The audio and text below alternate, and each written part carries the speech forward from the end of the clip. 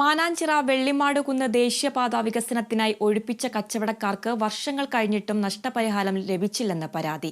ഇതോടെ പ്രതിസന്ധിയിലാണ് പ്രദേശത്തെ സ്ഥലവും വ്യാപാര സ്ഥാപനവും നഷ്ടപ്പെട്ട നിരവധി കച്ചവടക്കാർ. വികസനത്തിനായി സ്വമേധയാ ഭൂമിയും കച്ചവട സ്ഥാപനവും വിട്ടുകൊടുത്തവരാണ് ഇന്നും ഈ ദുരിതം അനുഭവിക്കുന്നത്. മാനാഞ്ചിറ വെള്ളിമാടുകുന്ന് റോഡ് വികസനത്തിനായി 18 വർഷം മുൻപാണ് കച്ചവടക്കാരെ ഒഴിപ്പിക്കുന്നത്. അന്നത്തെ പൊതുമരാമത്ത് മന്ത്രിയായിരുന്ന MK മുനീറിന്റെ നേതൃത്വത്തിൽ കളക്ടറേറ്റിൽ ചേർന്ന യോഗത്തിൽ സ്ഥലമൊഴിപ്പിക്കപ്പെട്ട കച്ചവടക്കാർക്ക് സ്ഥിരമായി പുനരധിവാസം നൽകാൻ തീരുമാനിക്കുകയും ചെയ്തിരുന്നു. റോഡ് വികസനത്തിനായി 42ഓളം കച്ചവടക്കാരെയാണ് അന്ന് ഒഴിപ്പിച്ചത്. സ്ഥലമേറ്റെടുക്കൽ പൂർത്തിയായെങ്കിലും ഈ വാഗ്ദാനങ്ങളൊന്നും പൂർണ്ണമായും നടപ്പിലായില്ല. നമ്മുടെ ഈ ഏരിയയിൽ ഏകദേശം 35ഓളം കച്ചവടക്കാർ നിങ്ങളെ മുന്നിൽ കാണുന്ന ഈ ഭാഗം മുഴുവനായിട്ട് കടകൾ ഒഴിഞ്ഞുപോയ സ്ഥലങ്ങളാണ്. ഒരു ആനുകൂല്യങ്ങൾ നൽകി പുനരധിവാസ പാക്കേജൊക്കെ പ്രഖ്യാപിച്ചിട്ടുണ്ടെങ്കിലും ആർക്കും പൂർത്തിയായി മുഴുവനായി ഒരു നഷ്ടപരിഹാര തുക ലഭിക്കുകയോ ചെയ്തിട്ടില്ല.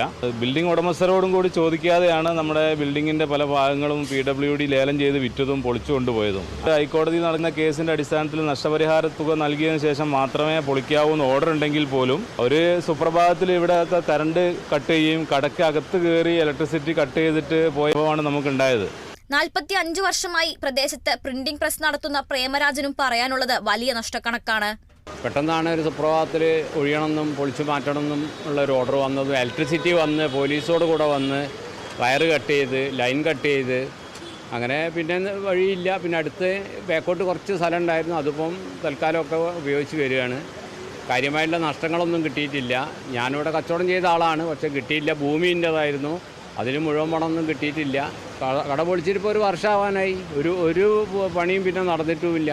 പുനരധിവാസ പാക്കേജ് നടപ്പിലാകാത്തതിനാൽ താൽക്കാലിക പെട്ടിക്കടകൾ വരെ നടത്തി ഉപജീവന മാർഗം തേടുന്നവരുമുണ്ട്. 40-45 കൊല്ലമായി ഞാൻ ഇവിടെ നിൽക്കുന്നത്. നമ്മളെ അച്ഛൻ ഇതിന് മുന്നേ കച്ചവടം ചെയ്ത് വരില്ല പീടിയ. 45 കൊല്ലം പോലെ ഞാൻ ഇതായിട്ട് കുടുംബം ജീവിക്കുന്നതാണ്. ഒന്നും ഇല്ലാത്തതായിപ്പോൾ ഇത് ഓരൊന്നും ഇന്നില്ല. ഇതുവരെ ഒന്നും ഇല്ലാത്തതിനോട് ഞാൻ കുറേ നടന്ന് പിന്നെ ഇവിടെ ഒരു പെട്ടി കൊണ്ടുപോയിട്ടത്. ജീവിതം ഇതിനോട് എങ്ങനെയൊക്കെ കയ്യ, അപ്പോൾ ചുരുങ്ങിയതിൽ കയ്യ, വേറെ ഒന്നുമില്ല. എരഞ്ഞിപ്പാലം ഭാഗത്ത് ഭാഗികമായി നിലനിർത്തിയ കച്ചവടക്കാരും ഇപ്പോൾ ഒഴിപ്പിക്കൽ ഭീഷണിയിലാണ്. ഇതോടെ പുനരധിവാസ പദ്ധതി നടപ്പിലാക്കണമെന്നും ഭാഗികമായി നിലനിർത്തിയ കച്ചവടക്കാരെ കച്ചവടം ചെയ്യാൻ അനുവദിക്കണമെന്നും ആവശ്യപ്പെട്ട് സമരത്തിനിറങ്ങാനുള്ള തയ്യാറെടുപ്പിലാണ് എരഞ്ഞിപ്പാലം കടയൊഴിപ്പിക്കൽ സംരക്ഷണ സമിതി. Kerala vision news, Kozhikode.